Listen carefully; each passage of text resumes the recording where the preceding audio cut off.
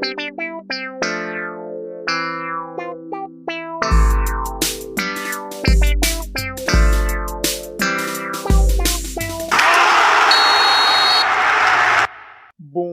dia, boa tarde, boa noite, queridos seguidores do Boleirês, a linguagem da bola. Estamos aqui mais uma vez no nosso programa de debate no Spotify e também no YouTube. Se não nos curtiu no YouTube ainda, vai lá, se inscreve, deixa o like, compartilha. Mas então, vamos aqui ao episódio de hoje. Estamos com a mesa completa.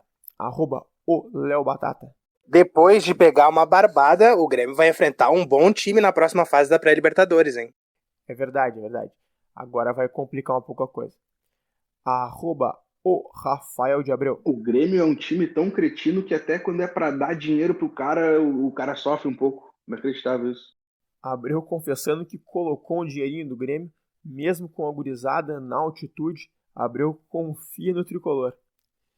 E @Estevão Peralta. Barbara, tu foi leviano, hein, Batata? Mas o meu destaque é que o Grêmio vai ter que jogar muito mais do que vem jogando para passar para a fase de grupos da Libertadores. Mas, ô Estevão, é bom falar que o Batata achou que o Grêmio poderia se desclassificar. Enlouqueceu. Não, eu achei perigosa a estratégia. Mas depois... Quando deu 1-0 pro Ayacucho ali, o Batata devia estar louco, né? Maluco, acreditando na virada. Não, nem vi muito o jogo do Grêmio. Tava olhando assim, meio de relance, meu padrasto tava olhando. Só que eu acompanhei mais o jogo do Del Valle e União Espanhola. Mas quando eu vi a escalação do time do Grêmio, eu pensei, não, esse time aí dá pra ganhar assim, não tá tão ruim assim, não. Bom, Batata deu as desculpas dele, mas também estou aqui, eu, @CarlosPacheco_27, que lhes digo o seguinte, o Grêmio está classificado, mas agora vai ter que jogar mais, porque o próximo adversário não vai ser fácil. O Del Valle, que fez uma boa Libertadores ano passado, vem de um bom trabalho com o Ramires, que está hoje no Inter, e aí o Grêmio vai ter que jogar um bom futebol, se quiser chegar à fase de grupos. Mas falando mais sobre esse último jogo do Grêmio, o Grêmio fez uma boa partida, estava com essa equipe recheada de jovens lá na altitude, entrou em campo com uma atitude mais tranquila, para tentar não se cansar tanto logo desde o início, soube controlar o jogo no primeiro tempo, acabou levando um gol, depois conseguiu um empate numa excelente jogada do Ferreira. No segundo tempo, eu achei o Grêmio novamente um pouco mais cansado, claro, era altitude, mas o Grêmio não jogou no segundo tempo praticamente, o Grêmio só controlou defensivamente o time do Ayacucho, que era muito fraco, que não conseguiu levar perigo quase que nenhum ao Grêmio, e então foi um jogo bastante morno, que pouca coisa aconteceu, e o Grêmio foi controlando até para conseguir classificação. Me parece que somente no fim do jogo ali, quando o Ayacucho realmente jogou a toalha de vez, aí os espaços apareceram mais do que nunca, e o Grêmio ainda conseguiu fazer o segundo gol, mas até inteiro um jogo morno que o Grêmio só queria controlar, e o Ayacucho não tinha condição nenhuma de levar algum perigo ao Grêmio. O Ayacucho que apostou praticamente só em chutes de fora da área, principalmente com camisa 10 Ardiles, que sempre que podia tentava uma pancada de longe, confiando na altitude e desconfiando do jovem goleiro Breno, tentando ver se a falta de experiência dele, principalmente nesse tipo de condição, poderia levar alguma vantagem para a equipe da Ayacucho, mas não aconteceu. E falando mais individualmente, o Breno fez um jogo seguro, o Ayacucho acabou não acertando assim, muitos chutes complicadíssimos, tirando o gol, mas o Breno sempre firme e tal, soube fazer um bom jogo. O menino Wanderson, ele fez talvez seu pior jogo desde o profissional, errou um domínio logo no início, depois errou um outro domínio que escorou uma bola para o ataque deles, então uma situação desagradável. Depois parou com esses erros grandes, mas fez um jogo apagado, assim como boa parte da equipe, né? Posso estar com os zagueiros também tiveram. O Rodrigues deu o passe para o primeiro gol do Ferreira, o Juan, numa jogada defensiva, construiu o segundo gol, mas defensivamente também foram bastante apagados, assim, mostraram a certa insegurança de sempre, mas não deu em nada. O Cortez apagado, o Darlan ajudou a conduzir o meio-campo do Grêmio como sempre, mas não fez nenhum jogo brilhante, mas conseguiu conduzir nosso meio-campo. O menino Lucas Araújo também mostrou uma boa movimentação e tal, chegou à frente algumas vezes, ele que parece ser o número 5, mas nesse jogo apareceu bastante à frente, então talvez tenha qualidade para chegar também, embora também não tenha sido brilhante como toda a equipe. O mesmo pode dizer do Guilherme Azevedo, do Tassiano, que errou alguns lances bem complicados, né? Uma bola no primeiro tempo que ele poderia ter invertido, por exemplo, fazer o gol na direita, e ele tentou um calcanhar para o Ferreira totalmente errado, mas a outra bola que ele sai impedido, rouba a chance do Ricardinho sair na cara do gol, e depois, com a opção de tocar para o lado para o Ricardinho fazer o gol, ele estoura em cima do goleiro. Claro que já não valia mais nada ali, porque ele tinha estado impedido no início da jogada, atrapalhando tudo, mas foi um erro de tomada de decisão duplo dele. O Ferreira, sim, o Ferreira fez um jogo bom, com os mesmos salseiros de sempre, as mesmas jogadas individuais pela ponta esquerda, enfileirando jogadores e tudo mais, e foi assim que nasceu o gol do Grêmio. Então, mais uma vez, o Ferreira parece que levou um pouco esse time nas costas. E o centroavante Ricardinho também vinha fazendo um jogo apagado, não ruim, mas apagado, até receber a oportunidade de marcar o segundo gol do Grêmio, que é até uma coisa positiva. Um centroavante que tem uma oportunidade de marcar um gol é algo louvável. Do pessoal que entrou, eram muitas trocas, mas por fim o Grêmio tentou também fazer, acho que a parte física pesar menos, então fez bastante trocas. E o Léo Chu entrou pela ponta direita, que eu acho que não é bem o ideal para ele que vinha jogando sempre na esquerda no Ceará, fez um bom campeonato brasileiro por ali. Ele é canhoto, gosta de ir pro fundo, achei que ele ficou meio torto na direita, não é bem o ideal para ele. Mas agora ele tem que ficar ligado, porque vai subir a régua nessa próxima fase. O Del Valle é uma equipe bem melhor, então o Grêmio vai ter que jogar um bom futebol, até como não vinha jogando no final da última temporada, vai ter que encaixar e para conseguir essa vaga na fase de grupos da Libertadores. Deixa eu falar um pouquinho sobre o Ferreira, que eu acompanhei o jogo assim, né, e vi também depois os melhores momentos. O Ferreira, eu já vou avisar aqui agora, porque hoje eu tenho um meio para poder falar isso, expressar isso que eu sentia, que eu analisava o jogo também do Cebolinha. Vou aproveitar que tu tocou no nome dele também. O Ferreira, para mim, ele é muito mais parecido com o Cebolinha do que com o PP, né, pela questão dele ser mais limitado, né, em questão de drible. Né, ele só vai para a direita. Ele só vai para o lado direito. Tanto quando ele jogava pelo lado direito, quanto agora jogando mais pelo lado esquerdo, né, que o Renato tem escalado ele mais por lá. Ele só vai para dentro, né? E isso era uma coisa que o Everton fazia muito, né? Só que eles têm muita confiança, então eles conseguem driblar. O Renato, ele dá isso para esses jogadores que jogam abertos pela ponta, né? De dar essa confiança para ele partir para cima do drible.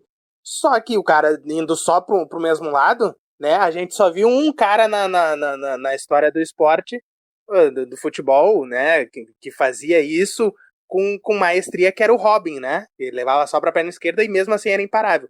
Então eu acho que o Ferreira, nos jogos, né, que forem mais importantes, por exemplo, se pegar um Flamengo e voltar o Rafinha, por exemplo, né, se pega um lateral direito bom, a gente estava até falando antes do programa, né, do Fagner. Se ele pega um Fagner do Corinthians, por exemplo, que analisa o jogo do Ferreira e sabe que ele vai só para a direita, né, os jogadores, os laterais vão começar a dar o fundo do campo para ele, e ele tem mais dificuldade com a perna esquerda, pode ser que não saia nada dali, né? Então, pensando a longo prazo, né, para ele se tornar um grande jogador, né, ele que já tem 23 anos, né, todo mundo diz que ele é um menino, tudo bem, ele já tá passando daquela fase de ir para a Europa também, né, como os outros ponteiros que o Grêmio lançou nos últimos anos foram vendidos mais cedo, né?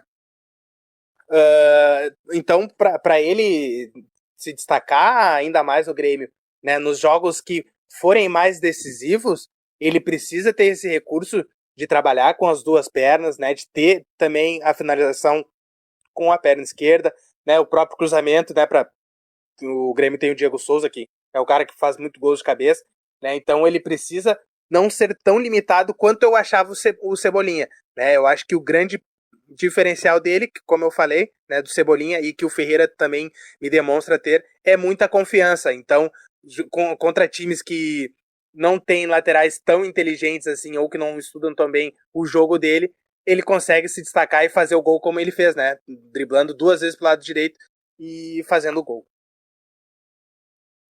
Olha, Batata, eu entendo quando tu diz que o Ferreira é mais parecido com o Everton do que com o PP, mas eu não posso concordar que tu diga que essa característica que eles têm em comum é uma limitação, principalmente em relação ao PP, porque eu vejo que tanto o Everton, muito melhor, claro, como o Ferreira, eles têm o drible muito mais aguçado, o drible curto, eles conseguem passar por um espaço pequeno, driblar vários jogadores em sequência, diferentemente do PP, que é um cara que ele precisa do espaço para driblar, ele precisa botar na frente, usar a velocidade, ele não consegue passar no espaço tão curto.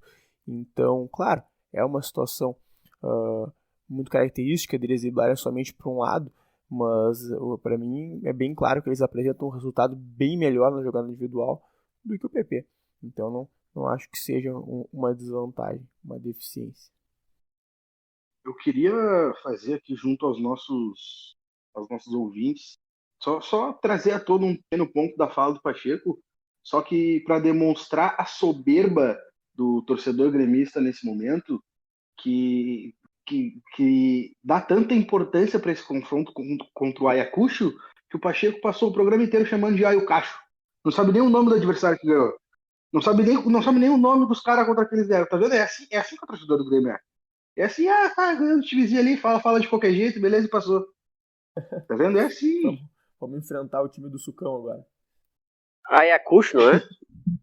É Ayacucho, o Pacheco tava chamando de Ayacucho desde o início do programa. Que absurdo agora, isso. Na próxima fase ele vai chamar de Tang agora. Vai pegar o Tang, o Grêmio vai pegar o Tang. Mas deixa eu falar do Tang então um pouquinho, né? Como eu comentei no meu destaque inicial, eu vi mais o jogo do Del Valle do que do Grêmio. Muito por causa também do Palacios, né? Que é um jogador que o Inter está contratando, jogando pela equipe que enfrentou o Del Valle, né? E o Del Valle, com 30 minutos de jogo, estava 3-0. Né, o time que era treinado pelo Ramires, né, que é o atual técnico do Inter,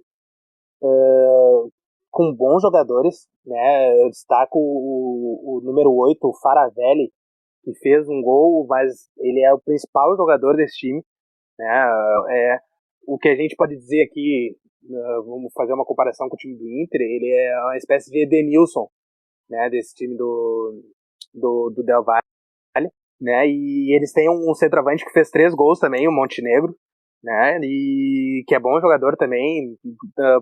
Então o Edenilson é o principal jogador do Inter? Em questão técnica né, o problema dele é fugir nos momentos que precisa. Esse foi sempre o meu. Eu não entendi qual foi o gatilho da pergunta do Pacheco, onde é que ele quis buscar o quê? Ele quis me pescar, eu acho que é, né?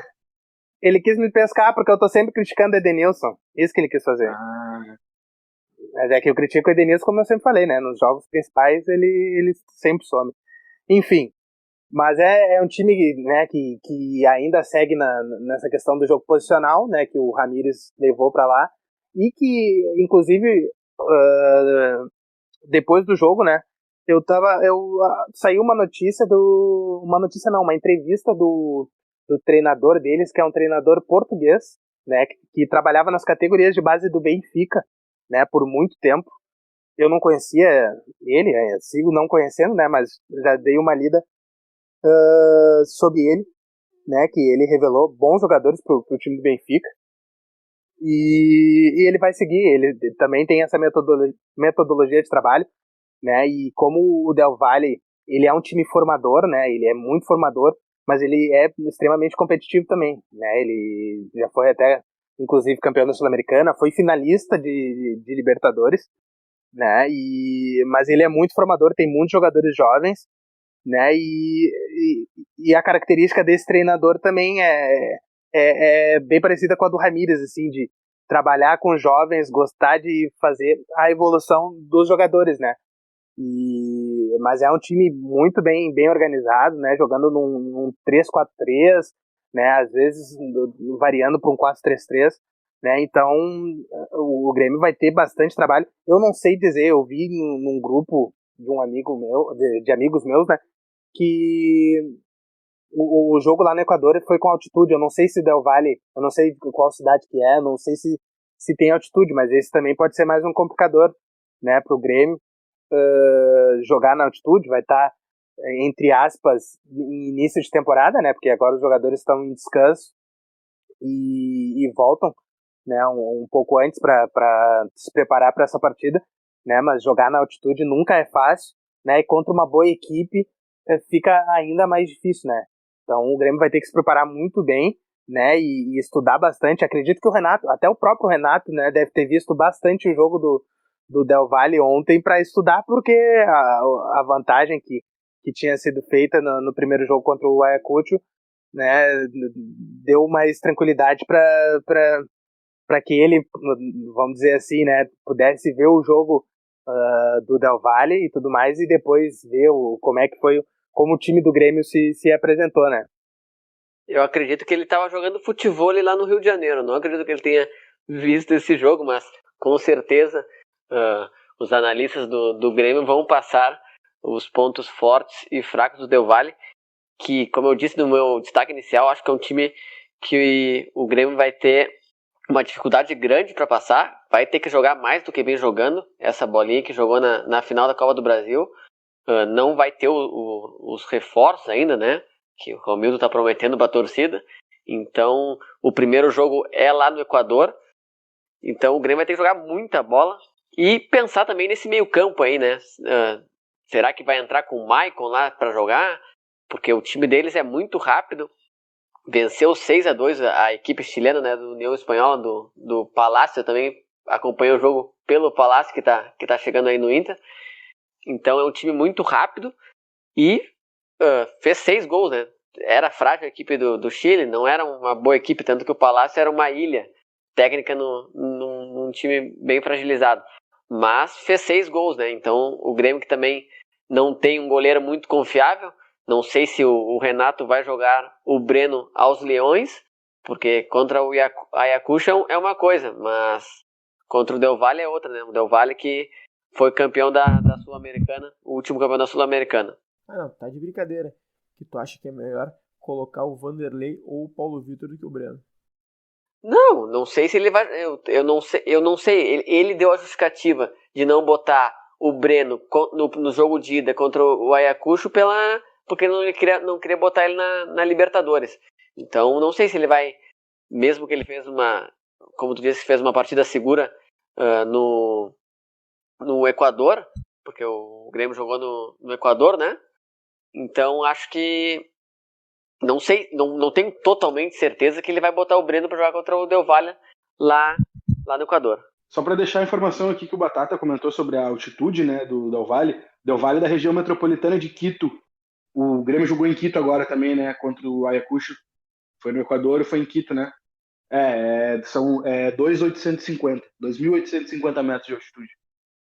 É uma altitude, né? Não é a das mais... Até a gente sabe que tem cidades que são piores, mas já é uma altitude, né? Já é uma altitude considerável. Só deixa eu comentar que eu falei que o último campeão foi o Del Valle Sul-Americana. Não, o Del Valle foi em 2019. Em 2020 foi o Defensa e Justiça do técnico Crespo, né? Que agora tá no São Paulo. Eu até queria falar num ponto que o Batata trouxe, que é o fato de que o Grêmio vai estar voltando de férias agora. O Grêmio teve essa parada aí, os jogadores, bem ou mal, não estão se exercitando normalmente. O Grêmio vai ter que fazer um recondicionamento físico, vai ter também uma retomada da parte técnica do ritmo de jogo, e a gente não sabe como é que o Grêmio vai estar para enfrentar esse jogo aí contra o Independiente Del Valle, ainda mais na altitude. O primeiro jogo é lá, então daqui a pouco o Grêmio pode ter uma dificuldade sim, tanto física como até técnica em termos de ritmo de jogo. Vamos ver como é que vai ser isso, se por ser um pouco tempo não vai chegar a atrapalhar tanto, ou se vai acabar atrapalhando sim, ou se atrapalhar o Grêmio vai ter tempo de retomar. Vamos ver como é que vai ser isso, e ninguém sabe bem como vai acontecer, porque é um fato meio inédito no futebol, esse pequeno tempo de férias assim.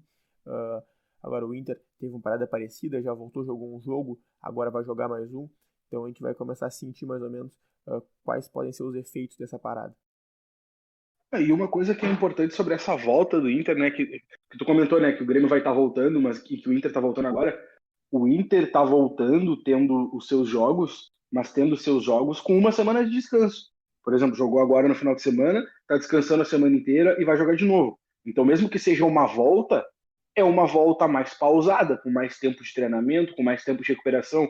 O Grêmio, quando voltar, vai voltar jogando quarta domingo direto. Isso também pode pesar, né? Mas isso já não vai acontecer tanto assim pro Inter na próxima semana, que o Inter foi confirmado hoje o jogo contra o Caxias na próxima quarta-feira, inclusive com transmissão, né? Então o Inter vai jogar agora domingo e na próxima quarta também. Provavelmente jogue no outro domingo também, né?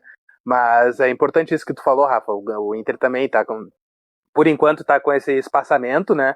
Daqui a pouco pode ser que afunile um pouco mais, né? Porque também não tem muitas datas, né? O Brasileirão já vai começar daqui a pouco. Esse ano a Copa do Brasil, as equipes que estão na Libertadores vão entrar uma fase antes também, né? E também a Libertadores daqui a pouco já começa, né? Final de abril ela já é para começar, então vai afunilar, né? E ontem até o Pacheco comentou, né? O Grêmio volta, vai ter esse período de 3 semanas sem jogos da Libertadores, depois joga os 2 confrontos contra o Del Valle e depois joga toda a fase de grupos, né? Então vai ser ainda mais puxado, né? Vai ser quarta domingo direto mesmo, né? E sobre... Tem um Grenal, né? Tem um Grenal no meio dessa brincadeira toda ainda. Não sabia. E tem outra coisa, né? Sobre a responsabilidade de um novo preparador físico, né? Que a gente não chegou a comentar aqui, que o Grêmio mandou embora o anterior, né? O preparador físico que veio da Tailândia, né? Sobre o pedido do Renato, né? E trouxe o que era preparador físico do Bragantino. O Márcio Meira, né? Agora é Heverson, eu não vou me recordar o sobrenome, é Heverson alguma coisa, que era o preparador físico do Bragantino, né? Bom, já falamos bastante de Libertadores. Vamos falar agora sobre a competição que vai escolher a equipe que vai enfrentar o Grêmio na final do Mundial de Clubes, que é a Champions League. Meu Deus. Vocês estão vendo a soberba do torcedor gremista? Eles ganharam de novo, né? Do Ayacucho. Segundo episódio da soberba só nesse programa de hoje. Imagina o Tassiano lá metendo gol nos caras. Que maravilha. Estátua pra ele daí, né? Vai ser o Tassiano metendo gol em quem, Pacheco? É mais fácil ter terremoto no Brasil. Vai ser o Tassiano fazendo gol em quem? Olha, essa informação eu vou guardar pra mim ainda. Só vou revelar pra vocês quando a gente fizer o programa das quartas de final da Champions. É isso aí, continua no muro. Mas, cara, eu acho que vai ser no Neuer ou no Ederson. Ia ser uma ótima essa estátua aí também. Tu imagina fazer uma estátua do Renato colocando o braço em cima dele aqui para colocar ele em campo. Um momento clássico que acontece em quase todos os jogos do Grêmio. Falando sério agora, a Champions League que concluiu nessa semana sua fase de oitavas de final. A gente já havia comentado na semana passada as classificações da Juventus, do Borussia Dortmund, do PSG e do Liverpool. E nessa semana o Real Madrid com 3-1 sobre a Atalanta, 4-1 no agregado, colocou os pés nas quartas de final da competição também. O Manchester City com 2-0 do Borussia Mönchengladbach e 4 no placar geral também se classificou para a próxima fase, bem como o Bayern com 2-1 na Lazio e 6-2 no agregado. E o jogo mais equilibrado dessa semana era entre Chelsea e Atlético de Madrid, duas equipes que até se equivalem em termos de qualidade. E o Chelsea já havia vencido na Espanha e voltou a vencer agora na Inglaterra por 2-0, ficando com 3-0 no agregado e assim se classificando também para a próxima fase da competição. Deu pra ganhar um dinheirinho nessa Champions aí, rapaziada. Olha, mas o Abel ganhou dinheiro com o Grêmio, ganhou dinheiro com a Champions. Olha, deve estar comendo lagosta agora para comemorar os resultados do meio de semana. E eu, Pacheco, um resultado que me surpreendeu foi essa vitória do Chelsea, né? Um 3-0 no agregado, sem sustos. E acho que me surpreendeu bastante porque o Atlético de Madrid, como líder do Campeonato Espanhol, não achei que ia fazer frente e eu achei que ia passar do Chelsea. Que agora com o novo técnico, né? O ex-treinador do PSG, o Thomas Tuchel. Falei certo? Se não falei, faz parte. Mas o Futebol e Tática, uma página do Instagram, comentou, né, sobre esse jogo e sobre o aproveitamento do João Félix junto com o Simeone, que é um cara que toca muito pouco na bola por ser um time um pouco mais defensivo, o Atlético de Madrid, e não se tira todas as características boas dele, apesar de ele estar evoluindo, né, taticamente e defensivamente. Mas é um cara que todo mundo espera, foi a maior contratação do Atlético de Madrid na história. Todo mundo espera mais dele, mais participação, que com o Simeone ele não está tendo muito, porque ele não tem muito a bola no pé. Então, se os seguidores quiserem dar uma olhada lá na página do Futebol e Tática. Cara, acho que o principal problema em relação ao Atlético de Madrid é que é uma equipe que ressurgiu no cenário europeu como coitadinha, como uma equipe com menor investimento, que tinha que lutava contra as equipes mais fortes, mais endinheiradas, mas hoje em dia o time já está com bastante dinheiro, está com um investimento bem alto e investe todo esse dinheiro para continuar sendo um patinho feio. Então está um pouco saturado esse futebol do Atlético de Madrid, que está jogando igual há uma década praticamente. Eles deveriam, em cima do que eles tinham, evoluir. E não é o que acontece. Eles estão se mantendo iguais, continuando sendo patinho feio, mesmo gastando muito mais. E aí tá saturado um pouco esse estilo do Atlético de Madrid. Mas eu acho que esse é o grande problema do Simeone, Pacheco, porque ele entra nos jogos, eu acredito mais nos jogos eliminatórios, né? Porque na fase de grupo o Atlético de Madrid geralmente tem mais facilidade para passar, né? No próprio Campeonato Espanhol ele apresenta variações táticas interessantes, tanto que é o líder do campeonato com uma certa vantagem, já teve uma vantagem maior sobre Real Madrid e Barcelona, mas ele é a melhor defesa e o melhor ataque, né, da competição.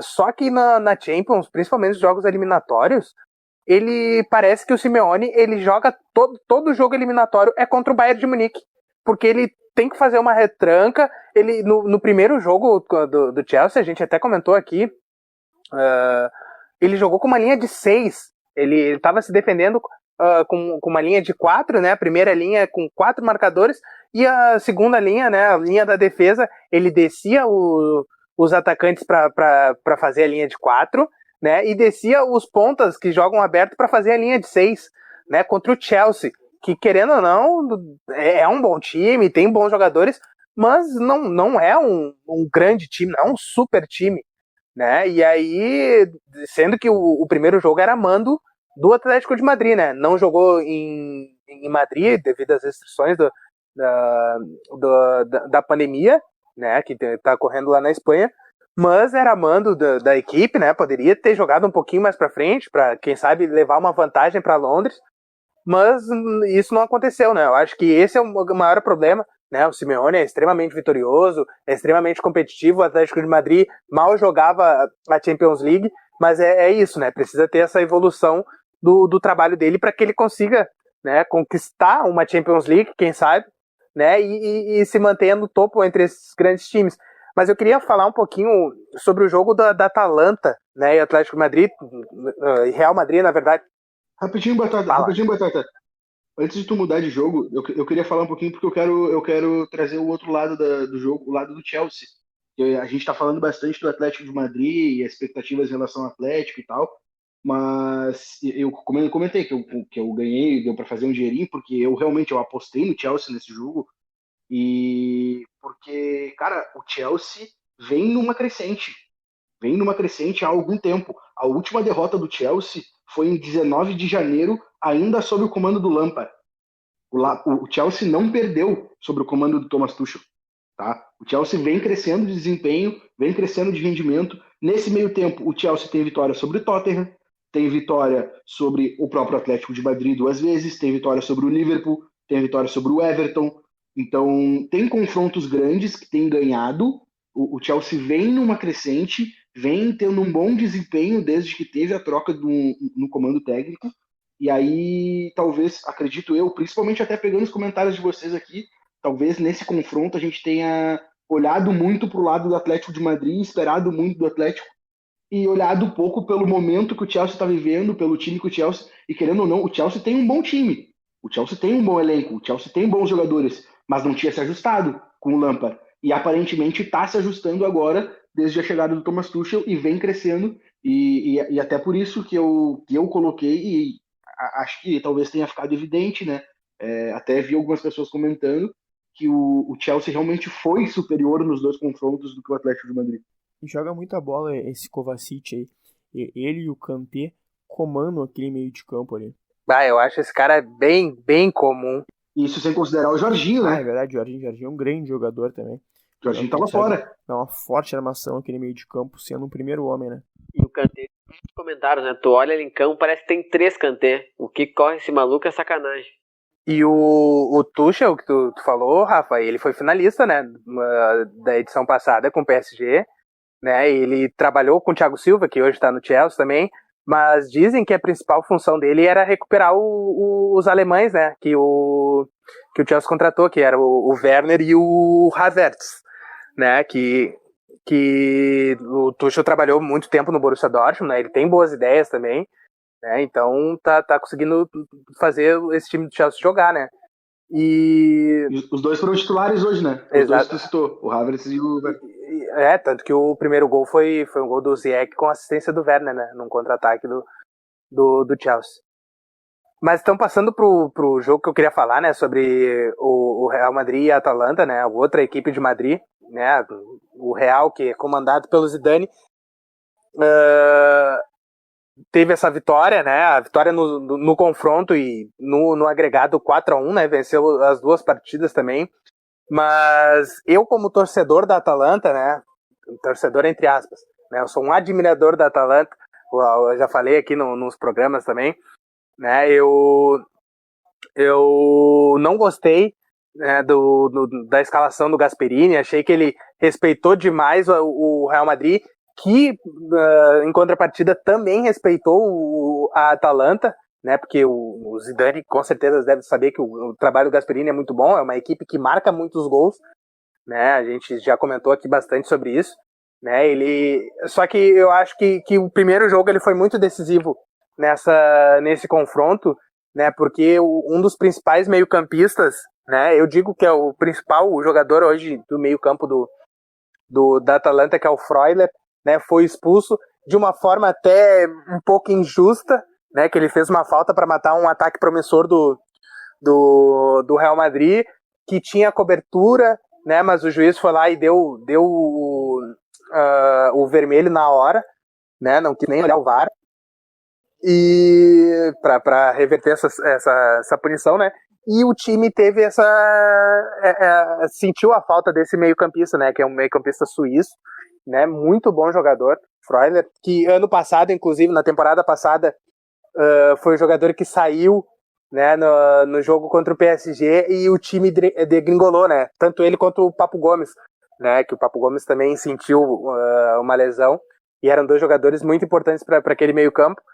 Hoje o Papo Gomes está no Sevilha, né, mas o Freuler também, o time acabou tomando os 2 gols, inclusive depois da saída dele, né, logo depois, imediatamente. Então, acredito que fez muita falta. E aí, ontem, o Real Madrid, né, com toda a sua camisa, com toda a sua experiência,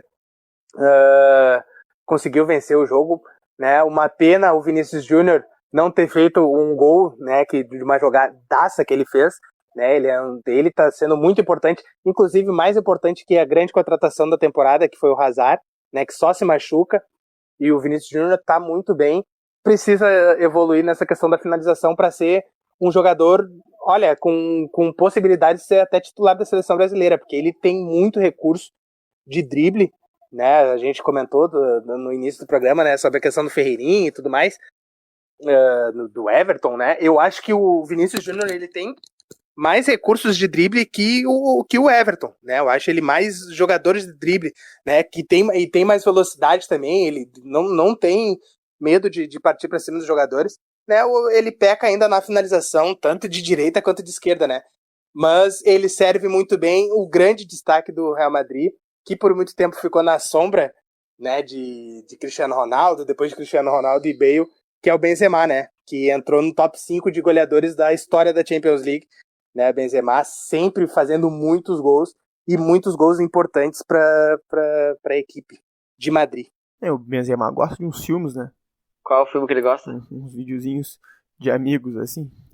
Ah, sei. Falando da questão do Buena, a maior trairagem da história aquilo lá. Mas que deixou ele, foi antes, né, mas deixou ele fora de ser campeão mundial com a França, né, porque ele tinha espaço naquele time campeão da França, e titular, né, no lugar do Giroud. Mas, continuando não, né, falando sobre o Vinícius Júnior, que o Batata comentou, lembrando que ele tem 20 anos só, né, então, óbvio que vai evoluir na finalização. É um cara no drible que eu acho que tá bem acima do Everton no drible, sem falar que a diferença de idade conta muito, né, porque o Vini Júnior agora já está ambientado no futebol europeu e tende a evoluir, então acho que é um acréscimo para a seleção brasileira, ele que não teve muitas oportunidades ainda na principal. Bom, os outros dois confrontos entre o City e o Mönchengladbach e o Liverpool e a Lazio, a gente nem tem muito para comentar, são dois confrontos que já estavam praticamente definidos desde o sorteio. Tanto o City como o Liverpool são bem melhores do que eram seus adversários e conseguiram a classificação tranquilamente, esses dois times que são um dos favoritos a conquistar essa Champions League. Não, antes da gente finalizar o programa, eu queria só trazer um comentário sobre uma outra partida que rolou nessa quarta-feira agora, já que o Batata citou a Atalanta como um clube que ele admira, que ele gosta bastante, queria trazer aqui um destaque de um outro time que ele gosta, que ele admira bastante, né? Que é o glorioso Sassuolo. O Sassuolo que jogou pelo Campeonato Italiano nessa quarta-feira contra o glorioso Torino, que é o 17º colocado do Campeonato Italiano. O Torino que, aliás, deixa eu até corrigir, Torino que era o 18º e passou a ser o 17º. A Sassuolo saiu ganhando de 2-0, com 2 gols no primeiro tempo, e depois dos 77 do segundo tempo, mais conhecido como 32 do segundo tempo, a partir dos 77 o Torino diminuiu, fez 2-1, empatou o jogo e aos 92, aos 47 do segundo tempo, o glorioso Sassuolo tomou a virada do Torino nessa grande partida pelo Campeonato Italiano. Tá aí o grande time do senhor Léo Batata. Exatamente, Rafa. Gostei da tua lembrança com o Sassuolo. Achei que só eu lembrasse dele, né? Eu fiquei sabendo desse resultado, né? E li alguns tweets, assim, e tem um comentarista da ESPN, que é o Léo Bertozzi, que para mim é um dos melhores. Léo Bertozzi, é um dos melhores comentaristas e analistas de futebol da TV brasileira, né? E ele comenta bastante sobre o Sassuolo, né? E eu vi um tweet, não sei se foi ele que tweetou ou se ele curtiu e retweetou, né? Sobre essa equipe do Sassuolo, e ela deixa os espectadores, né? As pessoas que olham esse time do Sassuolo muito felizes, né? Porque é uma equipe que joga um futebol bonito, independente do resultado, né? Então, às vezes os resultados não acontecem, né? E por isso que naquele programa que a gente falou, né, sobre os campeonatos europeus, eu trouxe esse destaque do Sassuolo, porque na temporada passada ele também vinha com esses jogos, né, que surpreendentes, com muitos gols, com muitas variações táticas, com muita coisa interessante para se ver, né? E deixar claro, né, que alô Galvão. Não, só tô respondendo, né? E eu só queria deixar claro uma coisa também, né, Rafa? A Atalanta, ela começou assim, né, com jogos vistosos, né, com futebol pra frente, fazendo muitos gols e tudo mais. Hoje já disputou 2 vezes a Champions League, né, as duas últimas vezes, né, as 2 últimas edições foram as 2 primeiras vezes, né, que a Atalanta esteve numa Champions League. Tá na final da Copa da Itália de novo, né? Daqui a pouco esse time começa a ganhar, começa a ter resultado. Mas o importante é o processo, né? Isso que a gente quer ver também no nosso Internacional com o Ramírez, né? Que ele já deixou bem claro isso, né? O importante é o processo. Mas é isso aí, Rafa. Só queria responder. Não, beleza, é isso aí. Tem todo o direito da resposta. Só quis trazer o destaque aqui. Tá bem, tudo certo, então.